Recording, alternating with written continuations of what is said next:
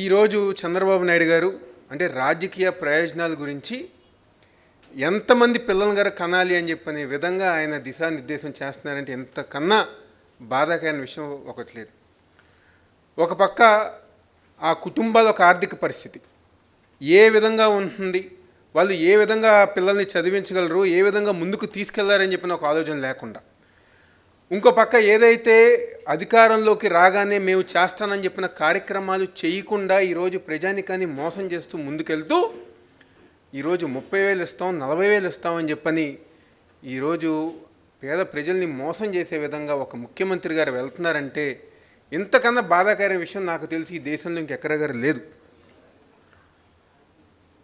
మీకు నిజంగా పిల్లల భవిష్యత్తుని తీర్చిదిద్దాలి, వాళ్ళని ముందుకు తీసుకెళ్ళాలి, లేకపోతే ఆంధ్రప్రదేశ్ రాష్ట్ర భవిష్యత్తుని ముందుకు తీసుకెళ్ళాలంటే ఆ పిల్లలకు కావాల్సిన సరైన విద్య కానివ్వండి, వైద్యం కానివ్వండి, పౌష్టికాహారం కానివ్వండి, పుట్టిన పిల్లలకి ఎవరైతే ఇప్పుడు పుట్టారో ఆ పిల్లలకి ఇన్ని సదుపాయాలు మీరు సహకరించాలి. కానీ ఈరోజు ఏదో వేలం పాటలాగా ముగ్గురు కానండి 30,000 ఇస్తాను, నలుగురు కానండి 40,000 ఇస్తాను అని చెప్పనే విధంగా మాట్లాడతాం.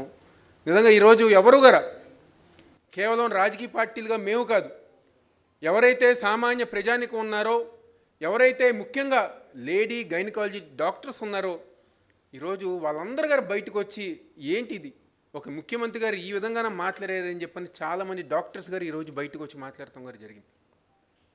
ఒక్కసారి మనం గ్రామీణ ప్రాంతంలో కానివ్వండి, లేకపోతే మీరు గ్రామీణ ప్రాంతం దాకా అక్కర్లా, మా విజయవాడ ప్రాంతంలో కొండ ప్రాంతాలకు వెళ్ళినా, కృష్ణలంక ప్రాంతాలకు వెళ్ళినా ఈరోజు ఒక్కళ్ళు కానివ్వండి, ఇద్దరు గారు చదివించుకోవటం కోసం అధిక వడ్డీలు తీసుకుని ఈరోజు పిల్లలు చదివించుకుంటున్నారు.